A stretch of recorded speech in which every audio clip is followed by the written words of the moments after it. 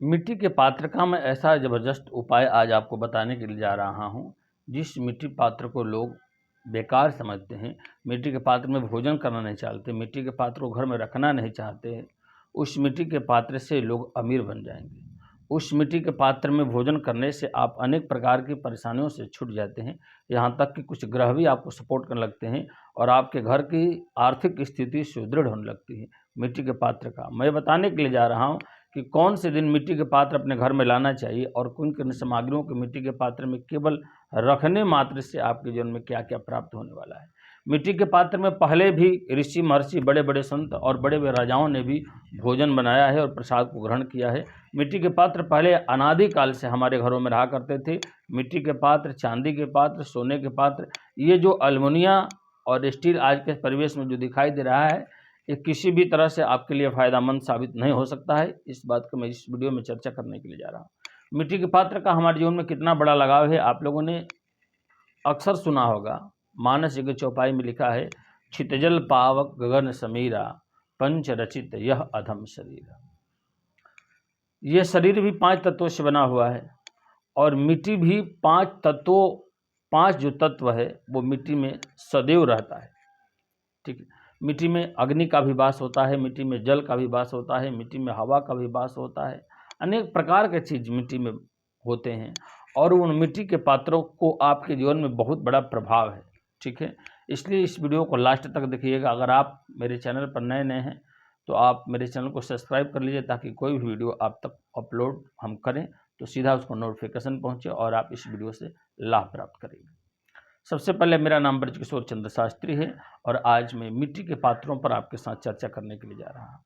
मैं 2 चीज़ बता रहा हूँ, इसको ध्यान से करिएगा। मिट्टी के पात्र में सुबह आप दही भरकर, आप बाज़ार से, मार्केट से, कहीं से भी आप लेकर आएँ, ध्यान दीजिए शुक्रवार के दिन अवश्य करके मिट्टी के पात्र में दही रखिए। ठीक है, और दोपहर 4 घंटे रह जाने के बाद दोपहर में 12 बजे से लेकर 3 बजे के बीच में उस दही को आप खाइए।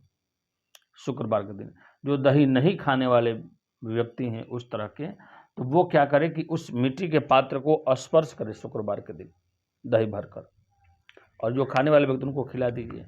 इतना करने मात्र से भी भगवान शुक्र देवता का कृपा तो आपके ऊपर होगा ही, साथ में आपके घर में संपन्नता बनी रहेगी, आपके घर में परस्पर प्रेम बना रहेगा और मैं कहता हूँ आपके घर में धन का एक आगमन का स्रोत नया बनता हुआ दिखाई देगा। मिट्टी के पात्र में पहला चीज़ मैंने कहा कि दही आपको खाना होगा। दूसरा चीज़ आप प्रयोग करके देखिएगा, छोटा सा मैं बता रहा हूँ। मिट्टी के पात्र इतना बड़ा सा एक कलश ले लीजिएगा, जिसमें 2 से 2.5 लीटर जल आटे जल उसमें, और उसमें 1 लौंग, 1 जायफल और 1 चांदी का सिक्का डालकर उसको जल से भर दीजिए, ऊपर से ढक्कन रख दीजिए। आप अपने घर के, ठीक है, पूर्व दिशा में, हो सके तो ईशान कोण में उसको आप स्थापित करिए।